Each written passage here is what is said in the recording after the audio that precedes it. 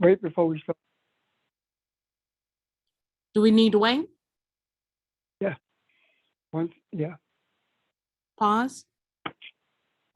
Okay. Good. Um, S is not going to be with us this evening because he had to travel for his job today. So the facilitators will be everyone on the phone, and I'm asking Ron if you would start, or Barbara, or whomever, Kathy, it doesn't matter, to recap yesterday, and then we will take it from there.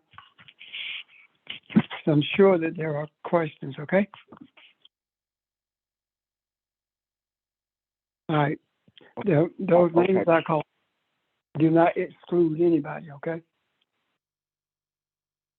Go ahead, Ron, what you say? Well, I was just going to get started then. I guess I got it started yesterday, and just to recap on what we talked about, and please feel free, Wait a minute, anyone Ron. who else. You need to start recording first. Go ahead, Vermeil. We're already recording. Sorry about that. Okay, good. Okay. Well, good evening, everyone. Just to kind of recap what we talked about on yesterday, on Sunday. We started off, of course, with questions and answers, and questions rather.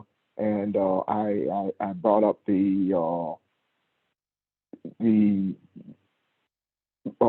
information about just to kind of informed everyone that we had a couple more earthquakes in our area in South Carolina. And we discussed that in a little detail. I think it was Barbara that mentioned over the years how much we've paid attention, and pastors brought it to our attention, that all the things that have started in South Carolina throughout history, and this being the center of some of the spiritual things that go on not only in this nation but in the world. So we looked at it from that perspective, and I think it was Barbara that said the softness of it kind of reminded her of birth and teens, how it they kind of increase in intensity as the birthing goes on, as that process continues. And I mentioned that I really thought this was intended for us. I thought the softness of it was so that no one else really would pay attention to it and see it as being anything significant except for us. So that was part of the conversation. And then we talked about what took place on the lessons on Saturday, and we got into looking at our struggles and some of the things that we've all gone through individually, and how we see that now. I think ST mentioned the word expansion, seeing beyond your own problems and not getting stuck in that struggle that you're in, and how we look at things and see that we are not separated at all. These are not individual struggles. They are things that we share not only with each other, but with others throughout the world who may be going through similar things. And that one of the things that we said that, and this is me kind of paraphrasing it into my own words, was that we don't no longer really belong to ourselves. We are carrying the burdens of others, and it is not an individual thing anymore. It is not an individual struggle that we embrace. These things that seem like mountains may not be something that pertains to you at all. It may be something that you're going through for someone else or for mankind. So that was the part of it, the meat of it yesterday that really had me excited when we looked at that and talked about the what it means to expand, to see beyond what your problems are or who you are, and look beyond, kind of see a deeper vision or a stronger vision. And so, is there anybody else want to kind of expand on that? Because that's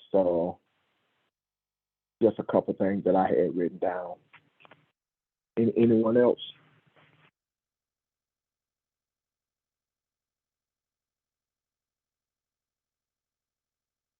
Ron,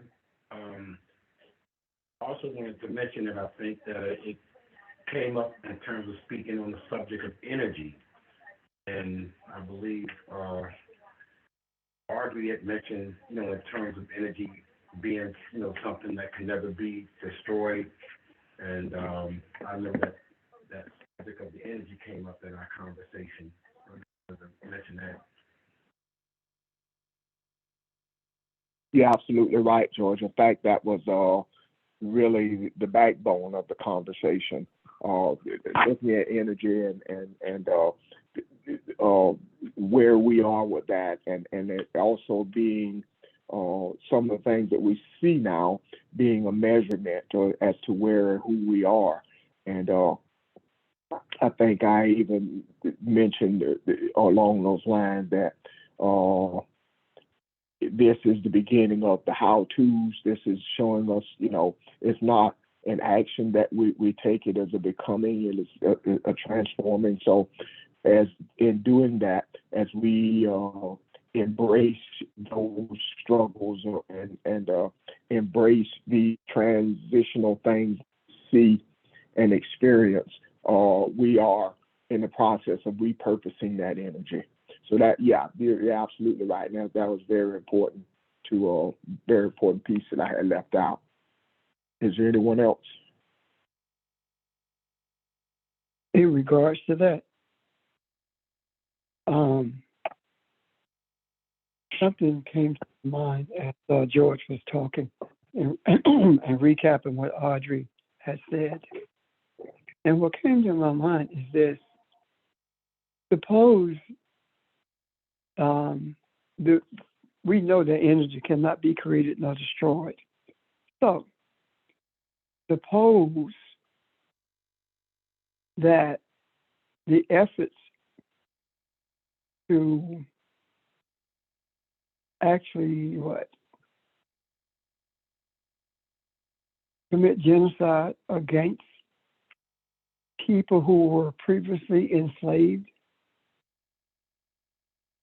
Suppose that the reason every time there has been an effort to destroy us,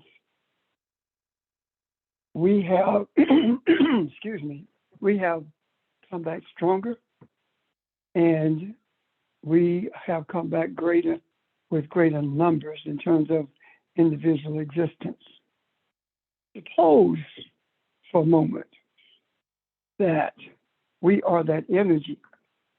The bulk of that energy lies in this people. I remember some years ago, I guess about 6, 7 years maybe, I don't know, Nick made a statement. And what he said was, if all the Black people in this country, all Africans in this country, were to leave it, it wouldn't survive 2 weeks. The energy of it is what brings about the survival of it. Suppose that is the reason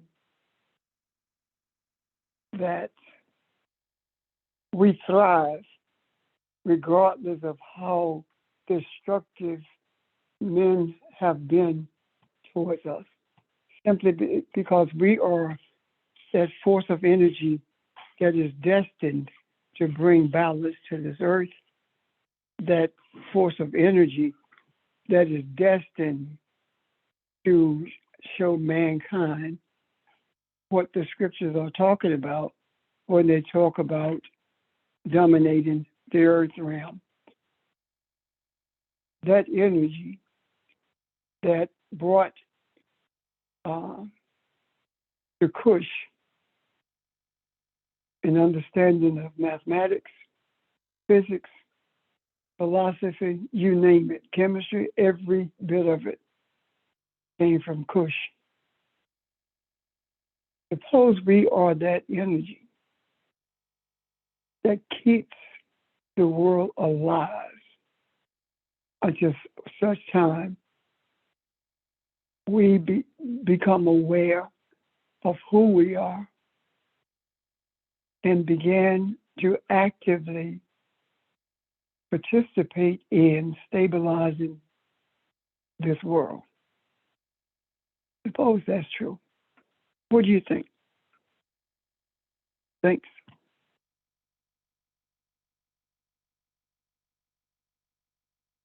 I like your supposition. I also, just listening to what you're saying, suppose that then where we are in line with that, it's kind of realigning things that are going awry. I mean, like I listened to the other day watching a show, and they're talking about the temperatures in Alaska and how things are just seem to be a little out of whack. And I listen to things like that, and I think these are not coincidences that you're hearing this, or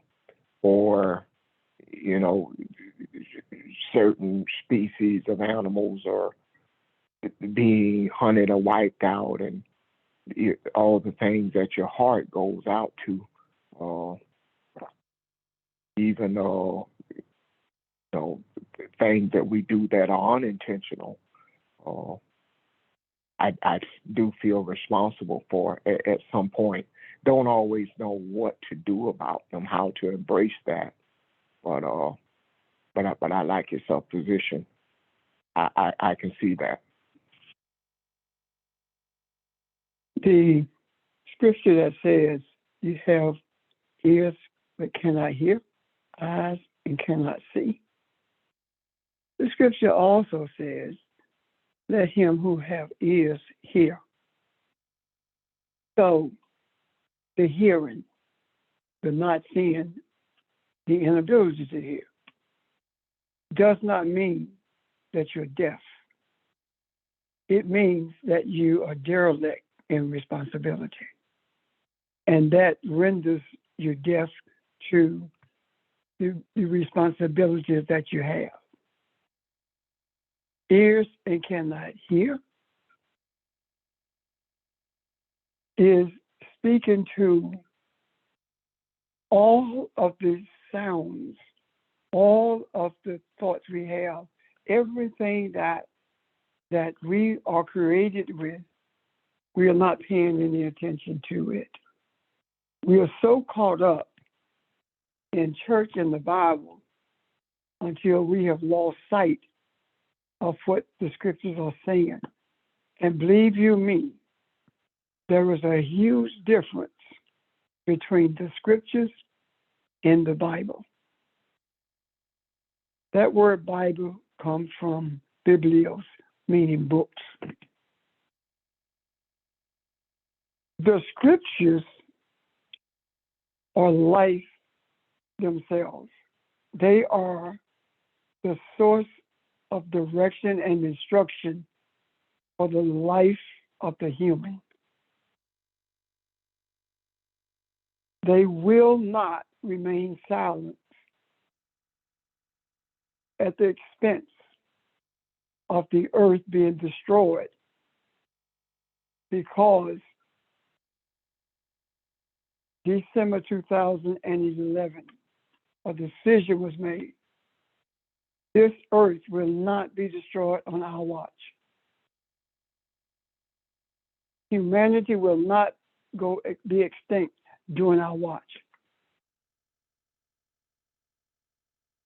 Therefore, We have an opportunity. Nope, we have the responsibility to balance this earth consciousness.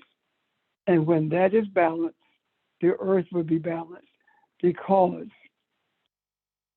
all of creation mourns, waiting for our redemption.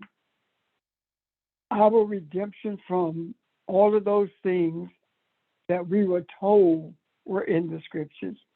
Our redemption from following this thing called church and finding out that there is nothing there that has life in it, that is actually a group of manipulators who are in charge of it, and that the thing that's called church is always caught up in some kind of mess.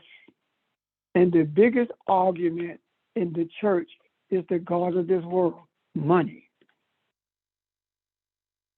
So we have been so caught up into that until we were not able to hear, until some decisions were made to desire more, to desire to know who God is, to know who Elohim is.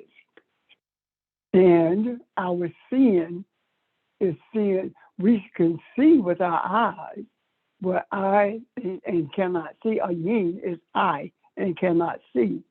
It's speaking to the third eye that we have allowed to lay dormant and have no bearing on the direction that our lives take, but more importantly, have no bearing on the journey of the world. A global journey has been overlooked until now.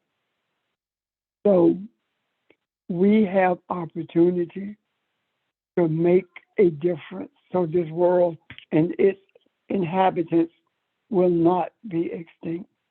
The other thing is, earlier I spoke with Ron, and he mentioned how powerful history is, because he was looking at some things in the scripture that were a reminder, a historical reminder of the relationship that we are supposed to have with God.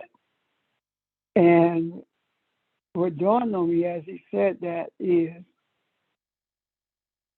forever and a day, the history of the African has had to face attempts to destroy it every single century, every single year in every century.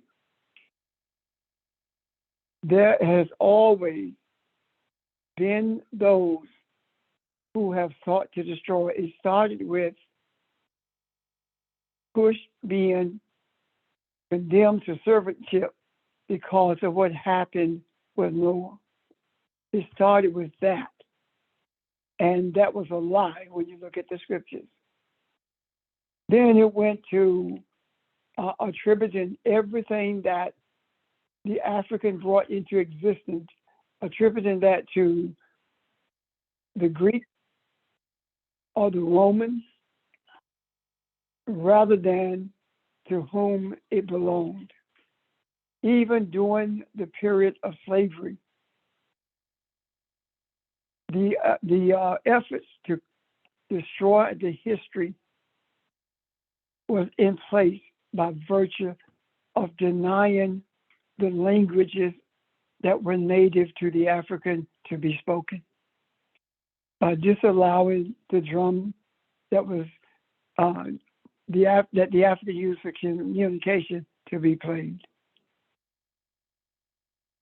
Then we look at the history and what we see. As long as we were teaching a history about slavery, as long as we were looking at history and looking at our origin as being slavery, that was fine. However, when we began to go beyond slavery and see who we are and understand the relationship between our existence and the existence of the scriptures. When we understood that the reason Jesus was beaten the way he was is because he was an African. Pilate said, I find no fault in him, so why you beat him? You're a Roman, he's an African. No different than what we are dealing with today. And there are those who are probably on the phone who are uncomfortable with that, Jesus being black. And that is because you are uncomfortable with your own blackness. When you're comfortable with who you are, it should not bother you. As long as you are discomforted when someone says Jesus was an African, that means that you are still in bondage to the indoctrination that was given to us, that was forced upon us. So we have begun to hear and to see. And because of that, we are at a place, or we are in the necessary space that we need to occupy in order to redeem humanity, so that the redemption of everything that's created, be it the smallest insects, it doesn't matter. It could be an amoeba, it could be an elephant. Everything that's created will be redeemed from the bondage that it's in. And the reason it's in a bondage is because the African was in bondage. And just as there was a desire to destroy the African, there is now a desire to destroy everything that exists for pleasure, for greed. And there are those who who say that there were other indigenous people who were enslaved. But please understand this. We are the only people who were enslaved for 400 plus years. We are the only people who have been enslaved by Europeans everywhere they exist. And yet, arise. We have risen from the dead, and because of having risen, we understand with a greater clarity that it is not only improper, it is impossible to separate the journey from Kush to now from the history of this earth. You cannot separate it from the scriptures. You cannot separate it from anything, because everything that was brought into this earth, be it a invention or the means of invention, has come from the African. Any questions about that? Oh, please don't. If you are feeling that this is racism, you have a serious problem, because if the truth is racism to you, then you don't know the truth. Neither do you want it. This is not racism. This is the truth. Why is it that when we tell the truth about ourselves, we plan the race card? It's an effort to silence the scriptures, and efforts to silence the voice of Kush. Questions? Comments? Is it clear? Does it make sense? Are you able to embrace it? It is clear, and it does make sense. And yes, I embrace it. You tied a lot of things together, since S started this lesson on the eighth sense, and I keep thinking about memory, and you just expanded on, and we've talked about it before, but our history going far beyond slavery, and if you look at it from a spiritual perspective, if you look at the spirituality of the eighth sense, it is showing us that the importance of this memory is to expand back to the Cushites, and to we have that ability. This has no ceiling on it, and even to show you how powerful that is, you mentioned ears to hear. If you don't have ears to hear, the thing you said was that the scriptures were written for the human. So if you have yet to recognize your humanity, then you do not have ears to hear. It is something foreign. So it just goes to show you how powerful this is, and the energy behind it. If as you grasp this, the responsibility that comes with it. So, yeah, it does make sense to me. I have another thought, but I can't remember what it is right now. But do we have any questions? Any questions or further comments from anybody? Hey, Ron, this is Charles. Hey, Charles. We are what makes it so bad, this taught pastor. We are disliked in every country that colored people is in, because every country that white people goes in, they can enjoy it and then come out. But every country that we go do the same thing, but we despise in every country. Okay, you're right. And it's okay to say Colt, because we are people of color. We were taught to hate that word. We were taught to hate the little jockey that sits in the yard. But that jockey was our freedom, a ticket to our freedom. So everything that we have embraced, we have been taught to hate.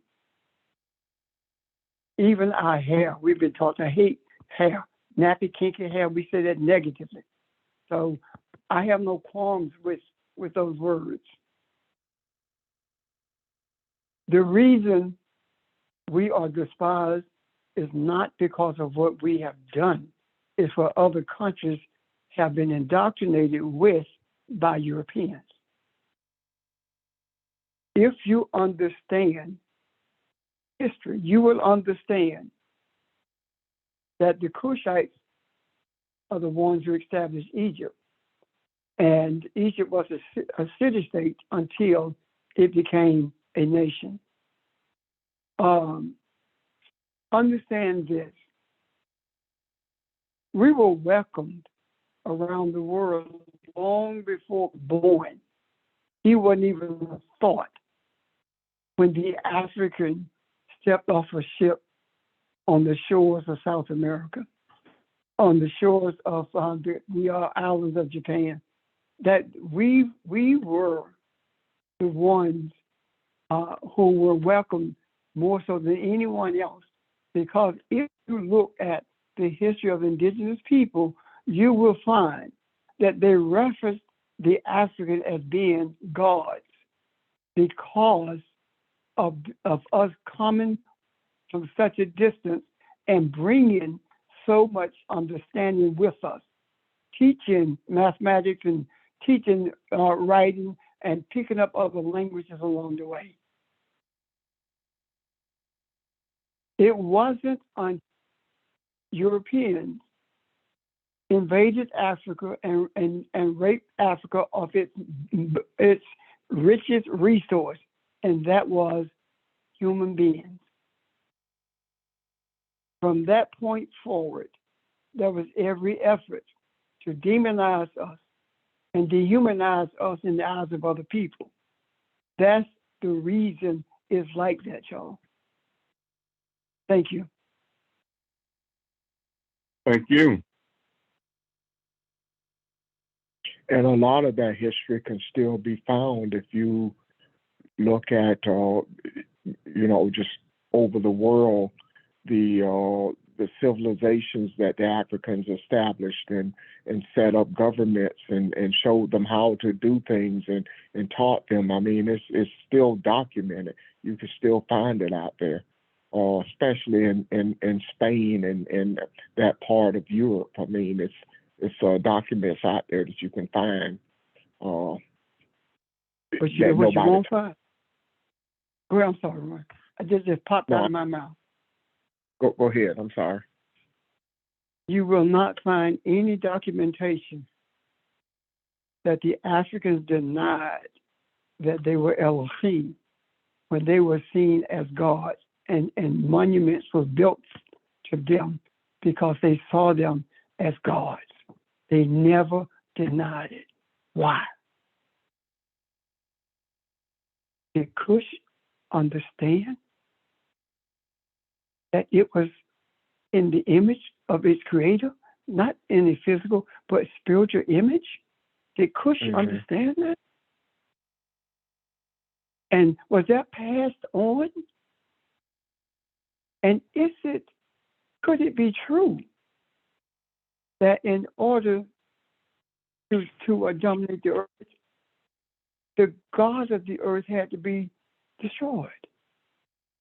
So could it be that the ones who understood that all men are created in the image of Elohim, the ones who taught that worldwide, could it possibly be that this is one of the major reasons that every effort is being made to dehumanize us and indoctrinate us with a Christianity that never existed in the scriptures, but always existed on the lips of Europeans for the purpose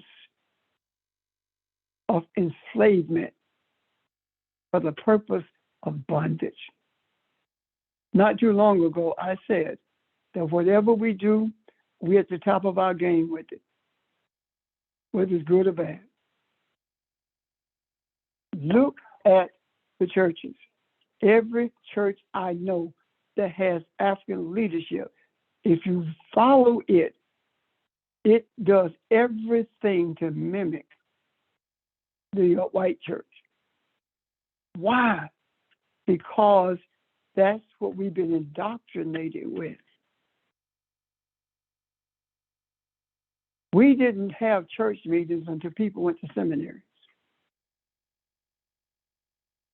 We believed that God would handle things. As a matter of fact, in southern communities following slavery, the church was the place where the African was tried if something happened in that community. No different than the elders being the ones who charges were brought before when Moses was in the wilderness. Thank you. Well, when did it's almost a fearful thing now, church leadership. If you go in and you step outside of their doctrine, they don't want you to talk too loud. It's almost like they're afraid to stir things up. They're afraid to step outside of their little comfort zone. And that's the part. You can show them something that doesn't line up, and it's almost like they have a fear about looking at it, and they certainly have a fear about buying into it. That's something I guess that puzzles me. So, well, it's because of self-preservation. When I was asked, when did I start teaching the way I was teaching, I gave them the understanding where it started at Christian Supply in the floor. I told them that. And I told them that I've told my people that everything I've taught you is wrong. I taught you what I was told was right. I taught you what I learned. However, the scripture says something different. I promise you that I will teach you only what's in the scriptures, only as I understand it. I ask you to follow me as I follow God. I told them that. And the response was, Rich, I can't tell them that I've been wrong all these years. Now, did you hear that? Mm-hmm. There's not about being wrong. Never denied that they were wrong. I can't tell them that I've been wrong all these years. So I got to keep telling the other lie. He didn't see that, but that's what the other part of that is. If you can't tell them that you've been wrong and you don't want the truth, then you go continue to lie and discredit. Make every attempt to discredit me because of that conversation that we had. Is self-preservation. Is a desire to preserve the status that they think they have and to preserve an income. That's exactly how the evangelical church maintains its power.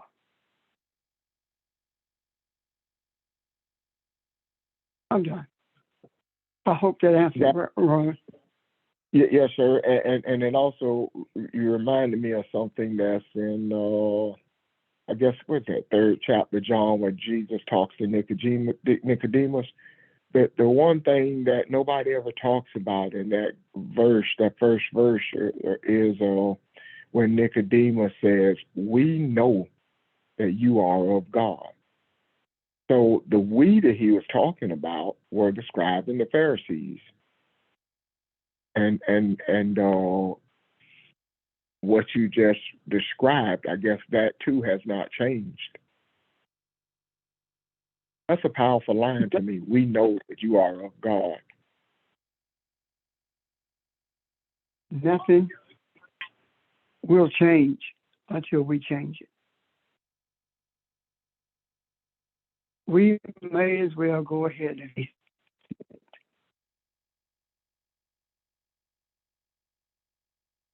if we have the power or desire to change the church, then we don't have the power or desire to change the hearts of men.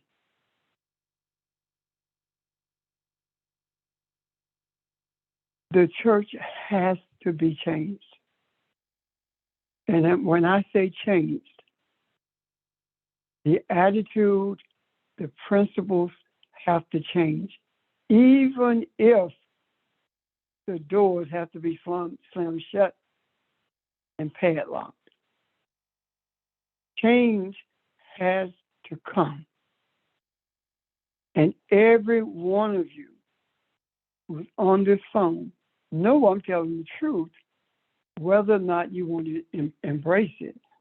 You know that you hear the same messages year after year, to the extent that you can repeat them verbatim almost. You know this. You know that there's always a mess there. Always somebody battling against somebody, always somebody fighting for power, always somebody the pastor's pet. You know this to be true. Ask yourself this question. Is our Creator, is it pleased with that? And if it's not pleasing to the Creator, then why do it? Why be a part of that?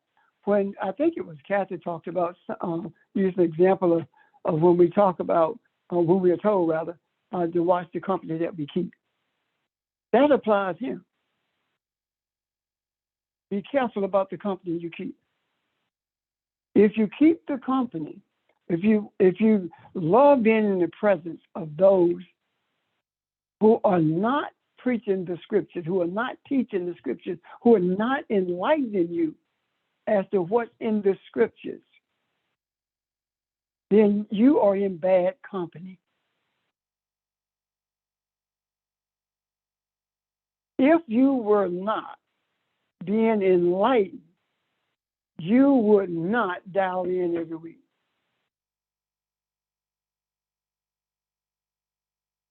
So it's crunch time. Decisions must be made about the direction that we are going to take. We must embrace the reality that being in the presence of unscrupulous men, women, whomever, don't know anything about the scriptures and what they're speaking to people about, we must, at some point, take responsibility for changing that. It's no different than being to rob a store, simply robbing people, but you're not doing it with a gun. You're doing it with doctrine. You're doing it with revivals. You're doing it with anniversaries. You're doing it in every way possible. We have to change that. That's our responsibility. We have said it's easier. It's easier to get someone who has never been to church to understand the scriptures than it is somebody who's been there all their lives and claim to know the scriptures. What they know is how to quote what's written, but they don't know how to understand what's written. Thank you. Questions or comments, y'all? Questions or comments? We're still talking about the 8th sense. We're still talking about our responsibility, who we are. We're still talking about history, memory, all that stuff. That I hope by now we're starting to see the importance of it. If you remember way back before, several months ago at least, before S got into this lesson and we got it and understanding what it meant to be human, and that being human was the being in the earth that tied everything together. The human is that lightning rod that draws the spiritual journey hangs on. So when you talk about the ancestors, when you talk about being one with the universe, it is all done through the human. You are the centerpiece of that. And that is part of why, we talked about Jesus calling himself the Son of Man. That's what he was talking about. You have stepped away from your humanity. You have stepped away from who you are. And back to what Pastor was saying, ears to hear. That is why you can't hear.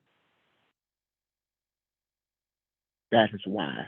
So as we embrace being human and what that means and what beginning, the experience of beginning is, I almost say what it looks like, but it's an experience, what that is.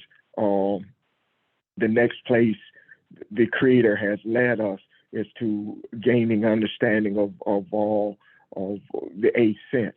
And that is saying that we are in the process of moving away from our physical beings being the most important part of us. We are spiritual beings. And as spiritual beings, all those things we talked about, the Cushites and all the ancestors and the universe and all those who have gone before us, you are it, and it is you. and all those obstacles and things we talked about, problems and issues, all of those things are not only a part of our pruning, it is a part of us absorbing what is going on or has gone on in the universe. And we are repurposing that energy. We are changing that energy. So some of the things you see, some of the things you feel, and some of that discomfort that Pastor talked about, that's where we are right now. But we are in a good place. We're in a good place. I agree. So Any- any questions or comments? Pastor, you have something? Yeah, I want to see if there are any questions, any comments first. I have one more question. Yeah, this is Charles again. Uh-huh. I was looking on YouTube, and this black lady was explaining a lot of things about black people, and the way she had said it, Russia have a lot of pictures of the black people, like Moses, Abraham, Jesus himself, and Mary. They all black, but the United States got them to where they all white. And You see, understand what I'm Charles, saying? understand exactly what you're saying. But that goes back to trying to destroy the history. It's okay. It's okay. We meet people where they are. It's not the white people who have Jesus and Mary white. It's go to the black church and you see the same thing. Go to homes of black folk and you will see the same thing. But that we have to move beyond that. We are, and deal with the concepts that has kept us in bondage. Deal with the energy that needs to be repurposed. And let me show you. And that ties into what I wanted to say about the eighth sense. What is the eighth sense? We could define it, but it means absolutely nothing if you don't experience it. Experiencing the eighth sense is understanding and correcting those things that have introduced themselves as being from our Creator. When we think about the eighth sense, it's not just for you to be clairvoyant. It's not for you to be able to tell what the future will be. It's not that. It's not for you to look back at what was and see how things happened. It's not that. Jesus' eighth sense.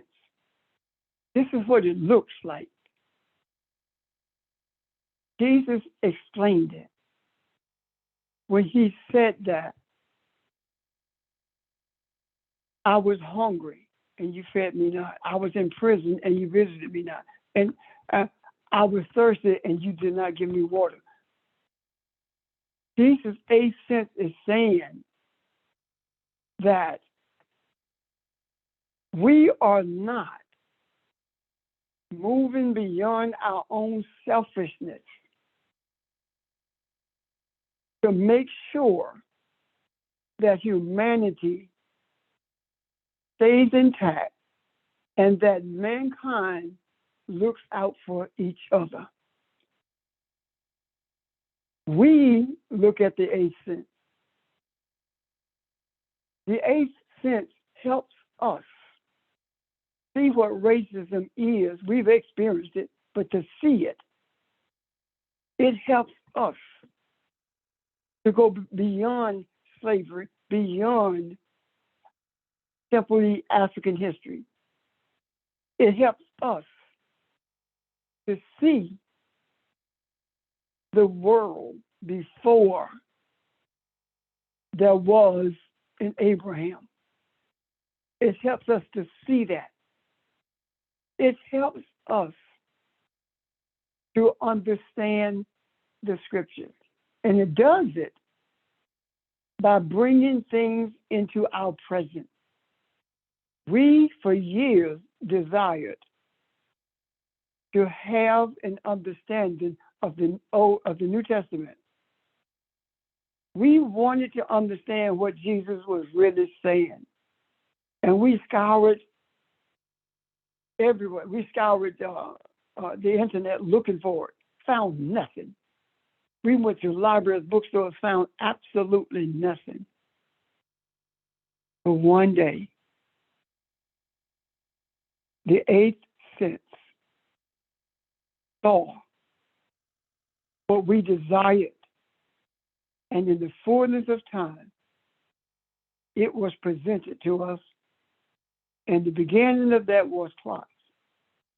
And understanding the Aramaic has led us to this place where we are now.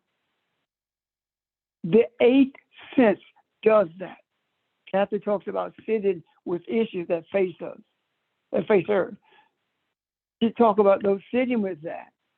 It's the eighth sense that moves her away from vengeance, that bring light to her and removes the cloudiness, that's the uncertainty, all of that's involved with the eighth sense.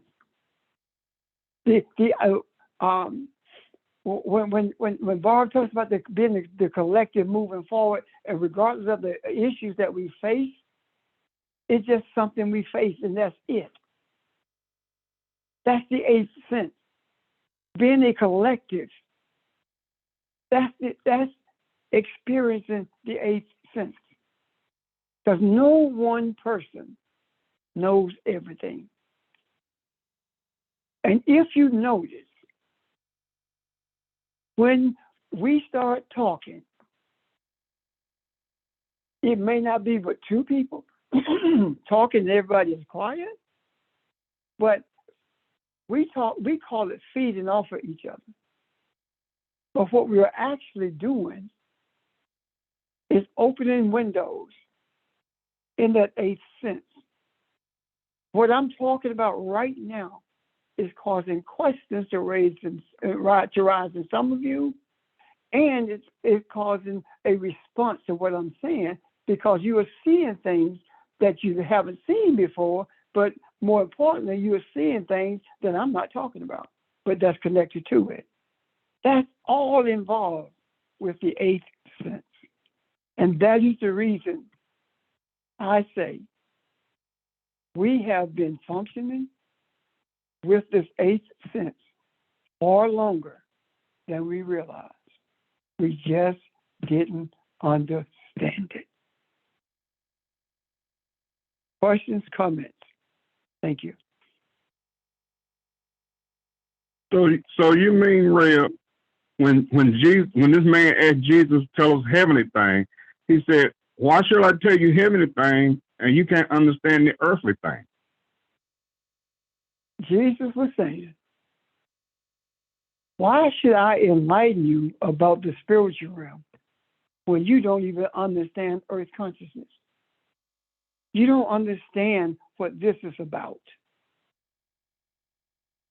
What does that mean?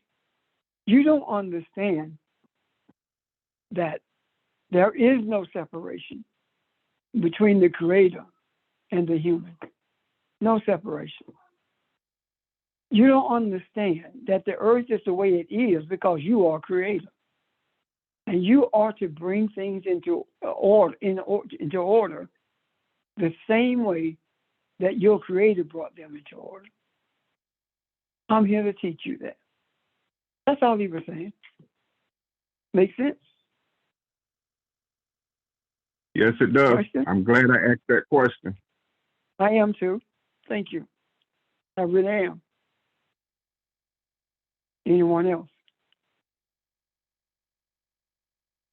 That's an example, Charles, of what I was talking about when I said I'm saying things, but things are coming up inside you, the questions, the responses, and they are not what I said, but they're connected to what I'm saying. That's an example of that. Any questions or comments, Ron? I was thinking about something as well. On yesterday, Barbara was talking about, you know, some of the issues or problems that we are going through. And I'm trying to remember how she worded it. And Esther, she got into a conversation, and maybe that was Saturday. Maybe I listened to it yesterday on tape. But it talked about repurposing energy and those problems being, and it made me think about something when I heard her talk about that. It seems like as you pick up the news, things are just seems extremely chaotic right now. It seems like the gun violence is an all-time high, especially black on black, and it seems like this struggle that these problems that we've encountered. There's a lot of what am I trying to say? There's a lot of hatred toward females. There is, you know, it seems like not just one culture, but universally, people are angry with the womb, and I don't understand why. But the answer is, to me anyway, where we are now, because those struggles doesn't have to be me dealing with my personal thing, or as these things cross my mind. And as Pastor said, things coming up in your mind right now as we talk about this and throughout the week, add them to those things that we embrace. Instead of kicking them aside and feeling helpless, let's embrace those things. I think that's where we are now. As we embrace those things and we go through this expansion. In other words, we see it as something beyond something that we're helpless against. We see that the strength of who we are has everything to do with the numbers. Because not only if I dial in and it tells me that there are 12 people on this phone, I also know that this is a spiritual thing. And this is not just talking about those 12 bodies, but it's those 12 humans that helps to take this thing to the universe. So that is the only reason I'm bringing these things up, is because these are things that I have embraced, that I want to see us repurpose the energy on. So, and part of that is, remember this part too, the eighth sense talks about the intuitive part, being familiar with who you are internally, meaning all those voices. As we quiet those voices, as we become one internally, we become one with each other. Okay? So, and as we become one with each other, we become one with the universe. We become not only the Word of God, we become the Word of God. So all of this is real. So all those things that Pastor has talked about that flow through your mind, those things that those are real. Embrace them. Embrace them so that we can feel the energy of it and feel what that expansion looks like. Okay? Because we are connected. If we can't see that now, we can't see anything else. And as Pastor said, we've known this for quite some time. We just didn't know what to call it. I'll give you a good example of it. I would be talking to somebody at work mainly, and somebody would be telling me a problem or a situation they have. And most of the time it may be a marital problem or whatever, and my mind is turning. And I'm like, okay, who can help me with this? I know several counselors. Who can help me with this? And I would ask them, I know somebody that can help you. Do you trust me to get you help? Do you trust me to do that? And the you know, what I'm seeing there is I am the help. I am the help, because if Barbara knows something that I need, then she and I are one. If James Richard knows something, if Kathy knows something, if any of those people can help me counsel, we are one. So we've been practicing these things all along, but we just hadn't looked at it in this greater detail. foreseeing the strength in it and the power in it, and understanding it is a measurement for the Creator to show us where we are. Okay? So let's embrace this. Let's embrace those thoughts and those things that we see go on around us that are no longer just helpless things. They are things that we are seeing with our eyes so that our eye can take the focus of them. Okay? Questions or comments? Or everybody been a little quiet tonight? Good evening, Ron. I believe, some of us are processing, but I think when you had mentioned earlier about the importance of history and that that information is out there, as we continue to talk about going back to beginning, I think that eighth sense is now manifesting where we are experiencing a new heaven and a new earth. And I think as we, continue to be in pursuit of truth, we're seeing, the manifestations of going back to connect to substance, the matter of what nature has given us from the beginning, in terms of us being able to receive from the universe and now prioritizing it where we can, understand it in terms of how the Creator has given it to us. I'll try to explain it a little bit more, clarity-wise. It's like, we sometimes can get so caught up in the religious literature, when it comes to shaping.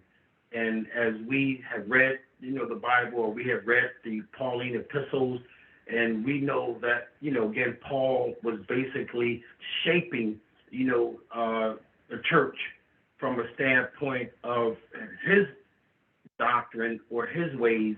And I think that now that we're beginning to, see and know the truth, we have the opportunity now to be able to go to primary sources.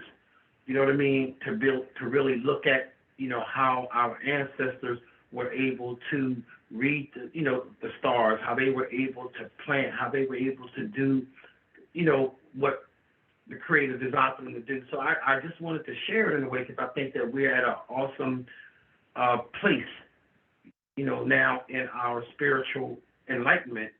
And I think we just need to stay the course. But I know, as you said, there's books out there, there's information out there that I think that we need to, like you said, continue to meditate on and bring it into existence in terms of our discussion.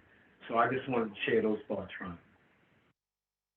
Thank you. Thank you, George. That was awesome, man. I appreciate that. You remind me of something. Those resources are out there, and I listen to us not only in these last few months or so, but throughout the years. Is there another place or another time in the earth that you are invited to embrace the African culture, embrace who you are, be proud of who you are, and invited to dislodge all those things to the contrary that are in you, and to just revel in the fact that not only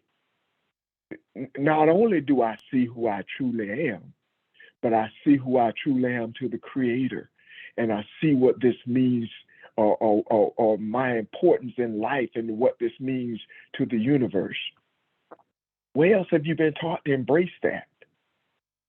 So as we look at that, I agree with what George said. I mean, we couldn't be in a better place.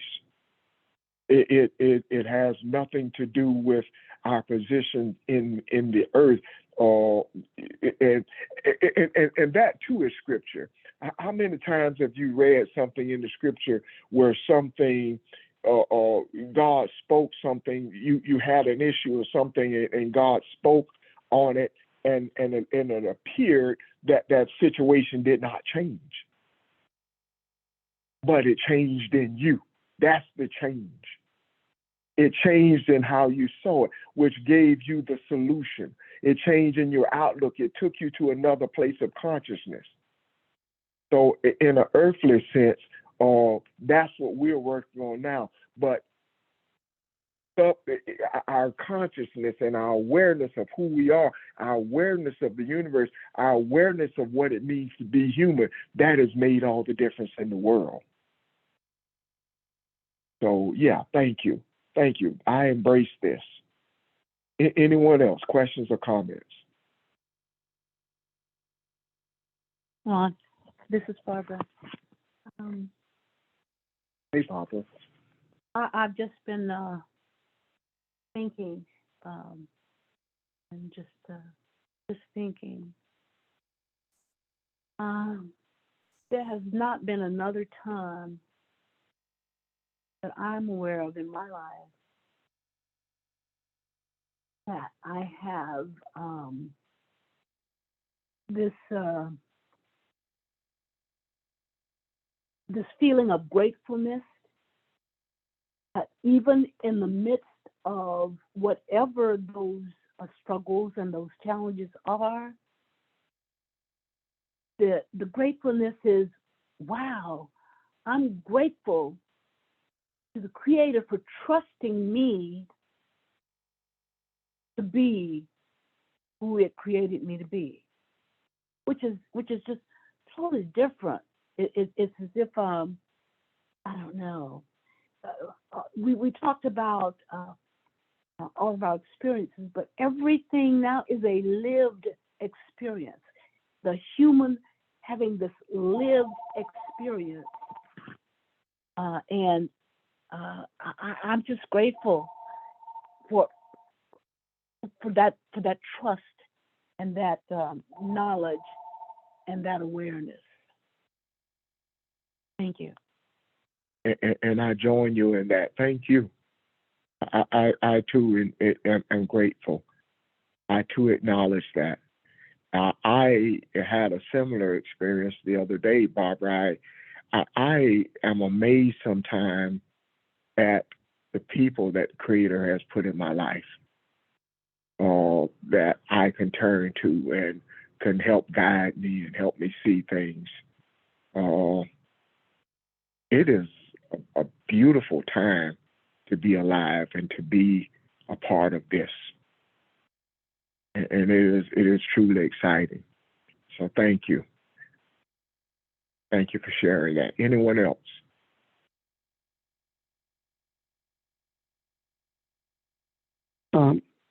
Ron, Yes, sir.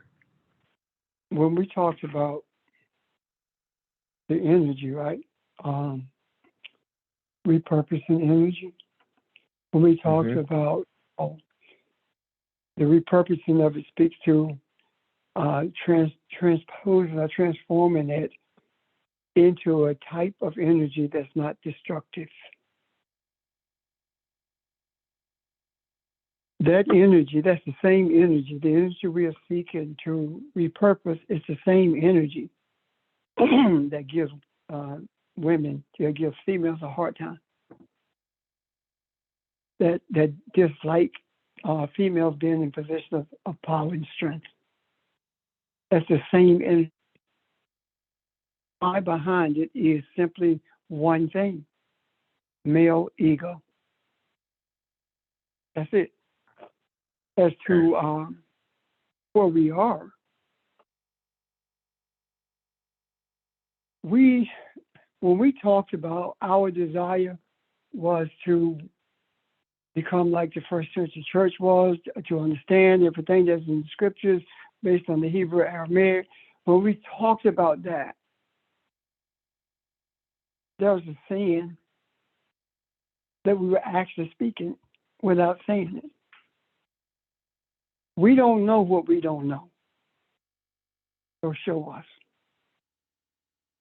And regardless we see, we still don't know what we don't know. But not knowing what you don't know should not render you stagnant. I love the opportunity to know something that I don't know, because it simply is a building block for the next thing that I will be shown. So where we are in the same place that we've always been. And that place is this: not knowing what we don't know. We don't know what we don't know. We've always been there. And as long as we stay there, we will always see what we don't know and continue to grow as a result. And the growth of which I speak is not in numbers. It's in understanding. It's in solidifying our collective desire. Notice I said our collective desire. Because our desire is for humanity to know who it is. It's not desires, it's desire. Because what we don't know about that is everything. We don't know how this is going to happen. I don't know whether I said this to you guys or whether I was responding to someone on the phone. Now, by the way, there have been some people who called me who were on this line, but I have not had a chance to get back to you, but I will. I don't know whether I was saying it to someone on the phone or what, but in speaking with them, I said to them that where we are now is not where we are going. And regardless of where we are going, when we get there, it will always be someplace else to go. We will never occupy so much space until there is no room for us to expand into the other space, a portion of space rather. We are who we are because we closed our eyes and sought to open our eye and trust whatever comes. I believe that we are in a space now. Yes, it's a good space. But we are in a place now, if we were to look at the beginning of this journey and look at where we are now, if someone had told us that this is where we would be, would we have believed it? Every bit of what we are have been shown. This journey started with skepticism. When I said what I said about follow me as I follow God, and when you see God, it won't look like what you think it looks like. When I said that, I didn't know what I was talking about, and those who were hearing me didn't know what I was talking about either. And there was some skepticism as to where we were going. But there was something inside of you that said, go with it. Even though you could not explain it, go with it. Guess what? The same thing that was inside of you saying go with it was inside of me saying, yes, you said that. Now go with it. Because I did not know what that meant. Well, I do. Let's do what we are destined to do. And that is change the course of the world by repurposing the energy. And we do that with our thoughts, our focus. That's how we do it. We don't reach out and do it with physical hands. We do it with our desire. And no one is stronger than desire. Every one of you knows if you put yourself into something, you get it done. This is something that we have died to everything else in order for us to live for it. Isn't it something that you're living for something that you can't explain? And you've died to everything that you could explain, everything that makes sense to the people around you. But now you're living in a space that makes absolutely no sense. The last thing I want to see on that is this. When we say it's not logical, it is logical what we teach.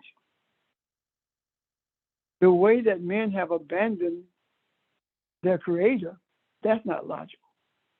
That's totally illogical. How is it that you have access, and you've been told this, that you are Elohim, that you have the same image and likeness, you have the inherent power, but you will not reach for it. You will not have a desire for it. You won't even look for it. You won't even believe that it's true. Yet you say you believe the Bible. Why? That's illogical to me. What's logical to me is understanding what's in the scriptures, and the logic of it tells me that those who don't have that desire, who want to hold on to what they have, until we're able to show them differently, they will call what we see illogical. Yet, when they want to know something, they will call us, which means that there is something in them that's saying they would know, ask them. That's the soul speaking to them, overriding the mind. Does that make sense?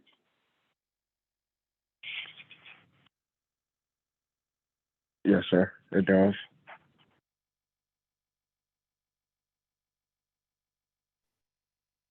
Yes, it does. Thank you. Any questions or comments about anything?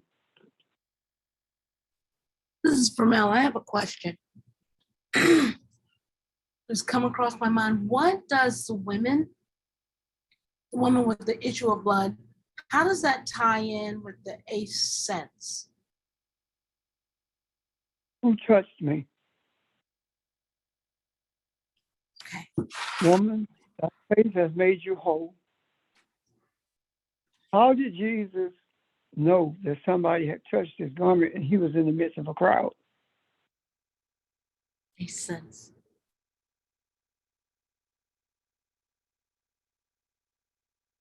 How did Jesus know that the woman at the well had 6 husbands and the one she was with was not hers? How do you know that? It's the eighth sense. Right, okay. And keep in mind that Jesus didn't know stuff to collect money, to pass a plate. Jesus knew stuff to change people's lives. Don't you understand that? He didn't know stuff to put a mark, put your name on a marquee.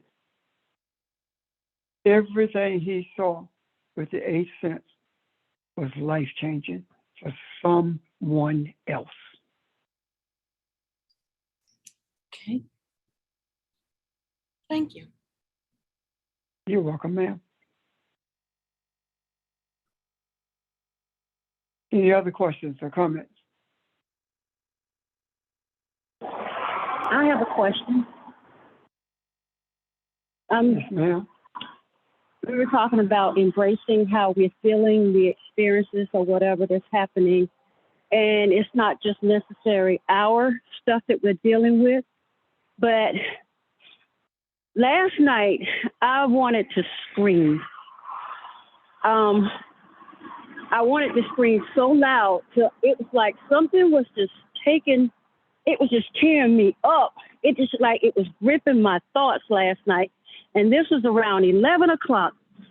And I said, if I scream, Ramel might think I'm having a heart attack or something, or somebody in the house. I don't know. But I wanted to scream so bad, so it was just tearing me up. And I know you guys say that we're in a good place, and we're to embrace that. And I'm glad you said that. But I don't know if I'm dealing with a lot and it's taking over my thoughts, but it really took over me almost last night. And I wanted to just scream my head off. I'm outside, so if you hear cars, that's what I am. But I wanted to scream.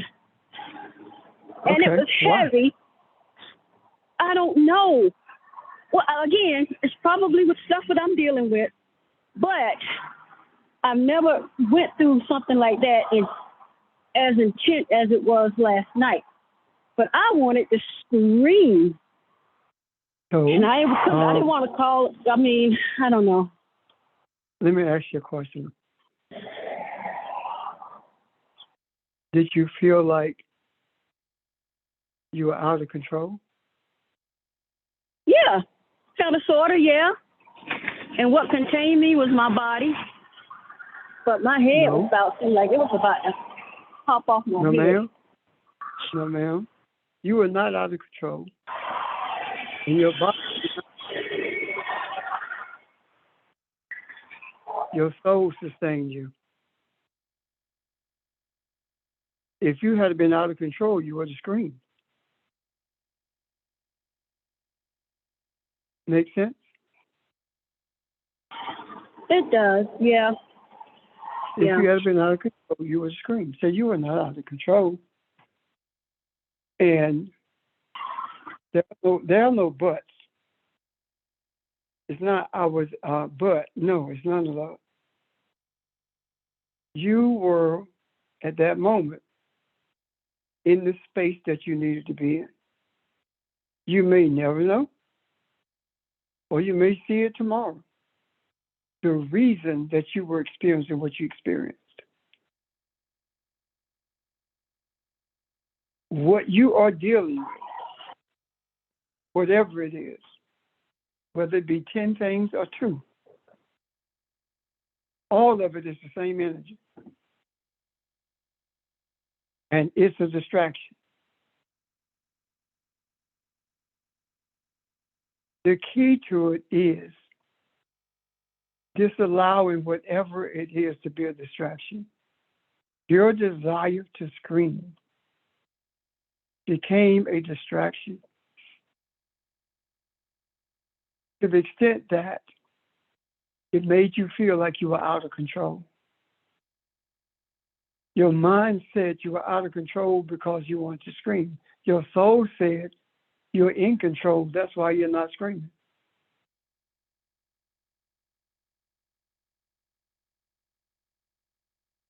Every one of us who have chosen to travel this journey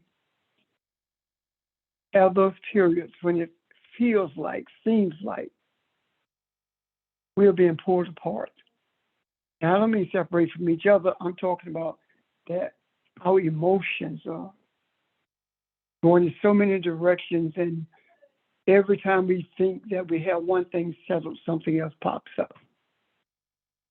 That's that energy that we must repurpose. That's creating distractions for us. It doesn't matter whether it's Ron on his job. It doesn't matter whether it's me sitting in the hospital with Phoebe. It doesn't matter what's going on. If it is something that makes you feel like you're losing it or you're being torn apart, that is the energy that needs to be repurposed. And when you sit with that, then what we say we experience is a calmness. But what we have actually done is repurpose that energy. Does that make sense to you?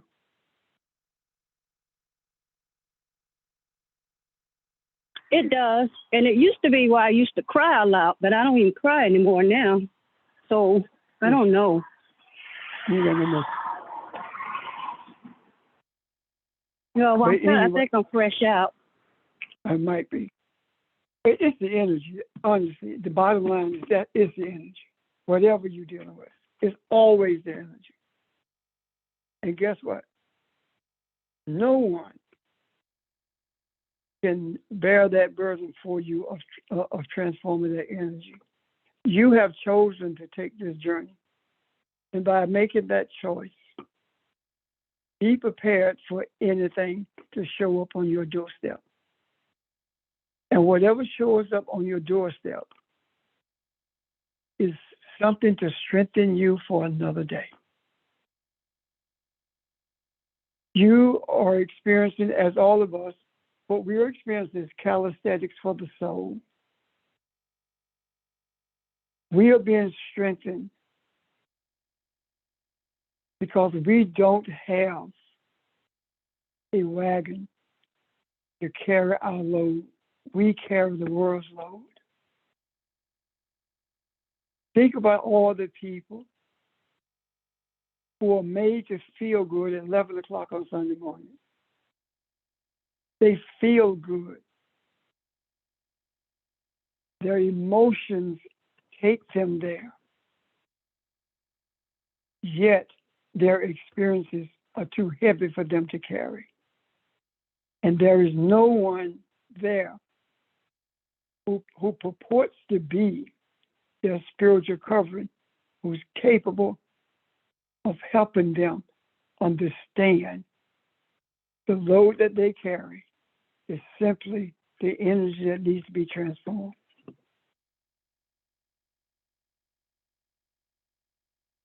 Always keep that in mind. When Kathy talked about sitting, all she was doing was transforming energy. Because I know she had thoughts of doing something revengeful, hateful, or whatever. However, that energy was transformed to the extent that regardless of what was being said in her ear, she refused to hear it in her soul because the righteous thing is done when you transform the destructive energy into something that makes it well with your soul. Questions or comments? Pastor, I wonder if part of what we're feeling is not just what's happening with us, but it's the burden of mankind, of humanity on a larger scope. Most definitely. And we're feeling it so intensely now because of that opportunity to change it. All before, we let the distraction take our minds off of it and we went somewhere else or did something else. But being Elohim, we feel that responsibility that goes along with it as well. And it's not, you can't give that responsibility away now that you know. So that's part of the intensity of the emotions that we feel too. And that's why it's so important for us to just, as much as possible, hang in there and transform it, because we might be the vehicle, someone else that we know nothing about. But how we choose to handle something or to transform some energy might be life-saving so that someone else begins the journey of understanding who they really are. That makes sense. I agree with that.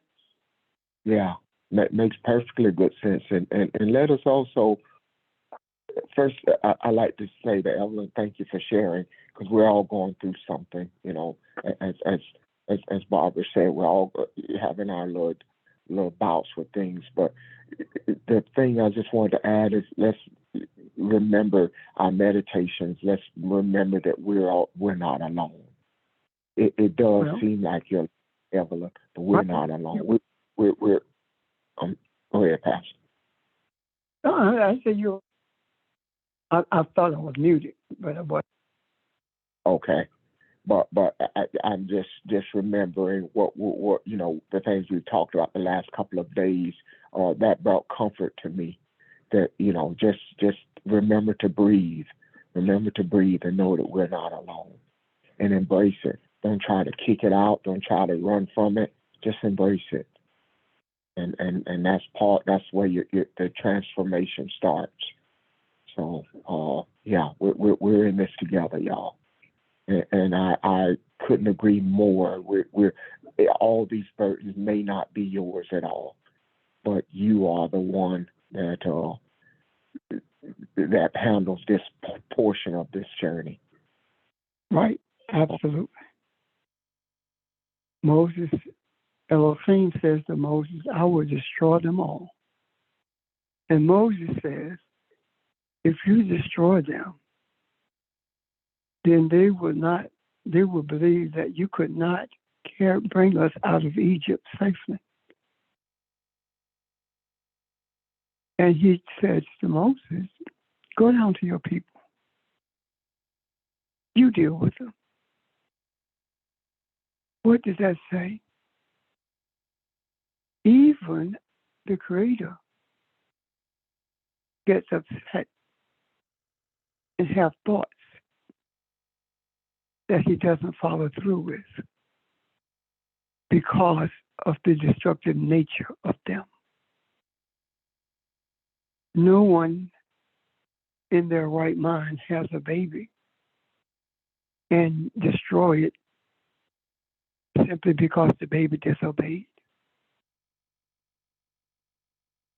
The baby must be trained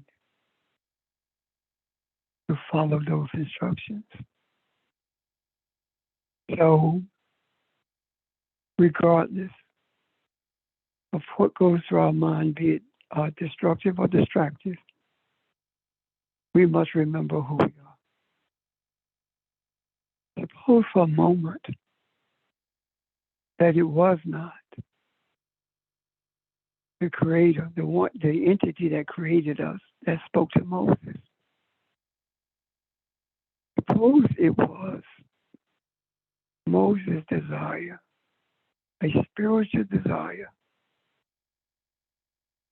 to destroy them, and Moses' soul spoke to him and cleared his head. Because you know as well as I do, we've heard all those God struck him dead prayers. We've heard them. We've heard people speak like that. Suppose that's how Moses was speaking, but his soul overrode it. That's the case. Then what make us think that we are going to be free from that, from those kinds of thoughts, those kinds of desires? Our overwhelming desire is for balance with mankind. Other desires rise up. Someone does something to you, that desire to do something rises up. However, the overwhelming desire is the one that wins. It's the one that wins. Why? Because it is transforming the energy in you that makes you feel like you want to do something. You want to take matters in your own hands. I'm done.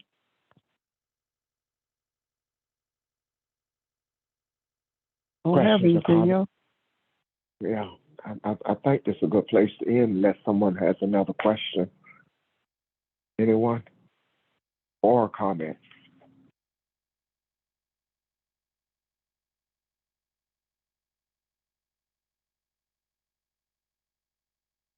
once again, I think we are strengthened and we are joined spiritually in our unity when we have these sessions.